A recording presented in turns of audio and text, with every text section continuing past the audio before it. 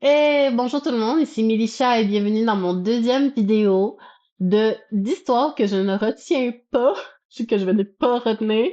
Je sais que la vidéo d'avant, j'avais parlé de peut-être que je reviendrai sur ma décision, mais avec un gros recul, je réalise déjà que Hero of Death va sûrement prendre toute ma vie, fait que faudrait que je me fasse déjà à l'idée que je pourrais pas vraiment travailler beaucoup d'autres histoires. Que si j'ai une autre histoire que Hero of Dead à travailler, ça va être sûrement Scarlet Butterfly, puis déjà le visual novel et le light novel oh my god. Ah!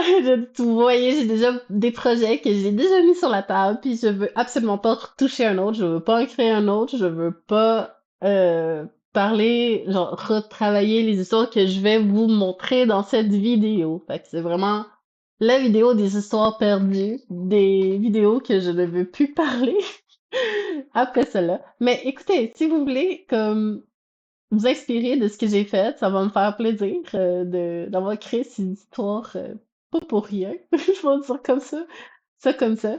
Euh, fait que, on va commencer par la première, Kingslayer.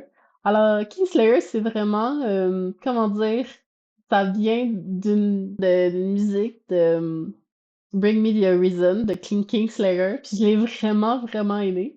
La tune, au point que genre le soir après je l'ai fini d'écouter, j'ai imaginé un monde vampirique comme contrôlé par les vampires, puis c'est futuristique comme corporation futuristique où est-ce que les gouvernements sont contrôlés par des vampires.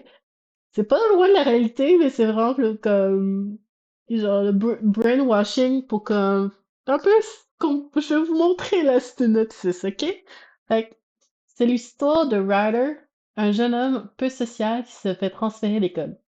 Dans un monde où les vampires existent depuis des millénaires, en 3065, le monde a bien changé pour le mieux, entre guillemets. La technologie est supérieure, la population contrôlée et les villes immenses. Les vampires sont vénérés comme des célébrités ou des gens influents acceptés par la majorité de la population. Dû à la longévité des vampires, les riches sont très riches et les pauvres très pauvres. Raleigh vient d'un de ces milieux paumés et a reçu une chance en or de faire partie de la riche société due à son QI élevé. Cependant, il a une énorme dent contre les vampires et sa vision des choses laisse un froid dans la classe, sauf à une seule personne, le Rande.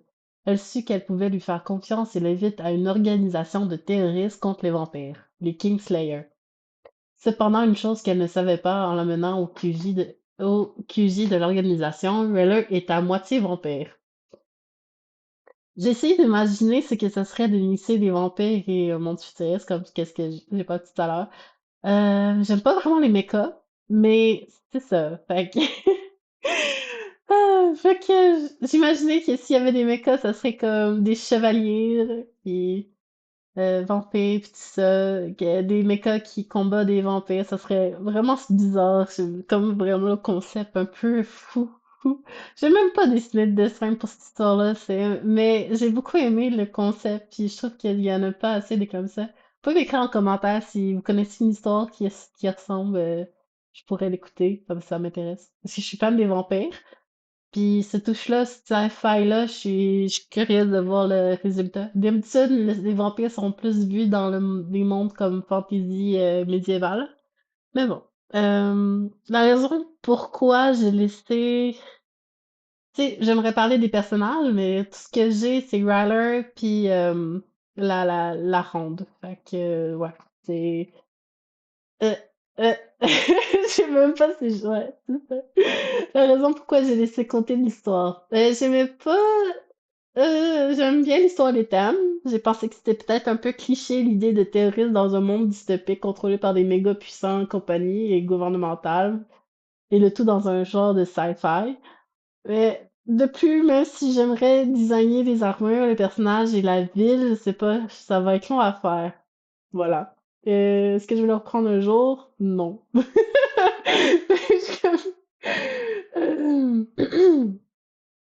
Non. Hmm, non, mais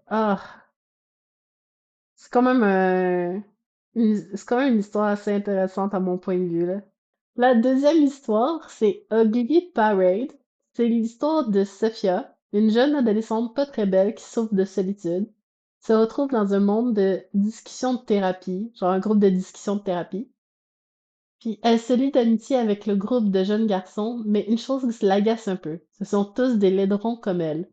Déterminée à vouloir les sauver, car refuse de croire que la beauté a un lien avec leur solitude, sa solitude.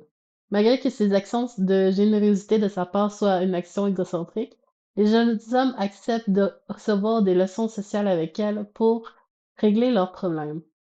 Les uns après les autres, Sophia se retrouve dans des mésaventures et réalise une chose. La laideur ne se retrouve pas que sur elle, mais à l'intérieur. Elle commence à réaliser, elle se trouve seule, c'est à cause de sa personnalité.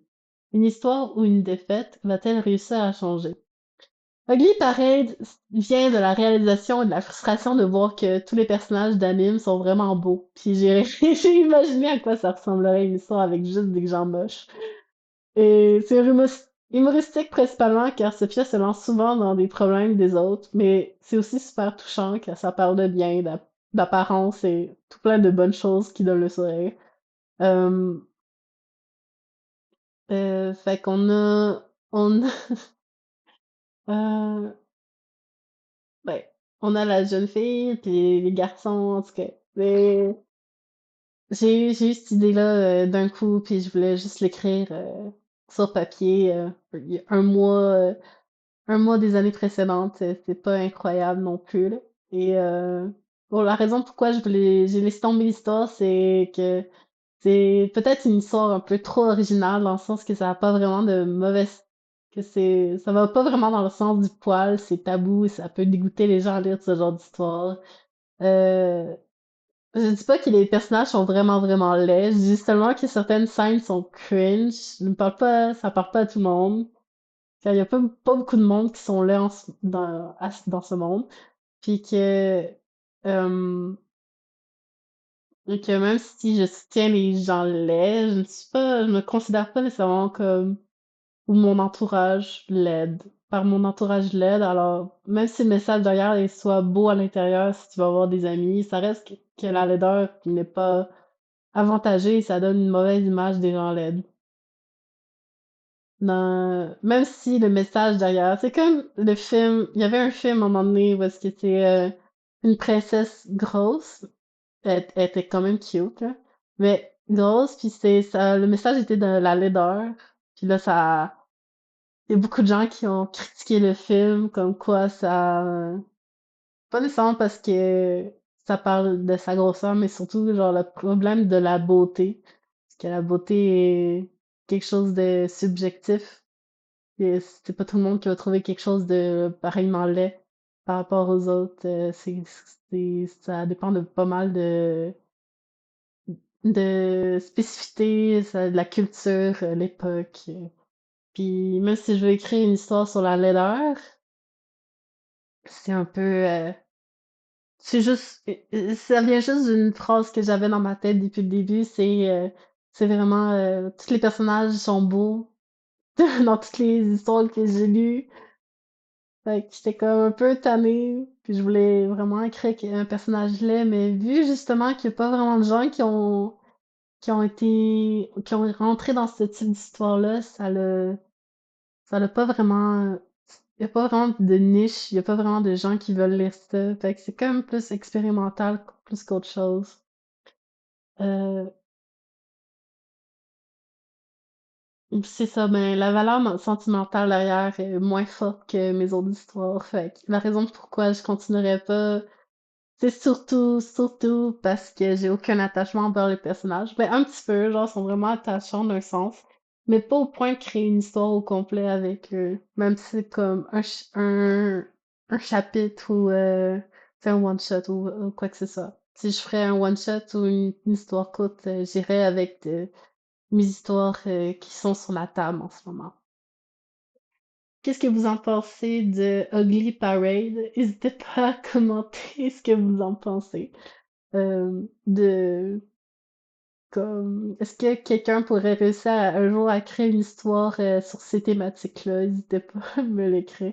Ça serait juste triste que une, une personne laide qui se considère laide puis que pas grand monde le trouve joli crée une histoire sur la laideur, ça serait peut-être plus légitime, mais en même temps, ah, je sais pas, ça serait spécial. La troisième, c'est Yellow Mansion Mystery.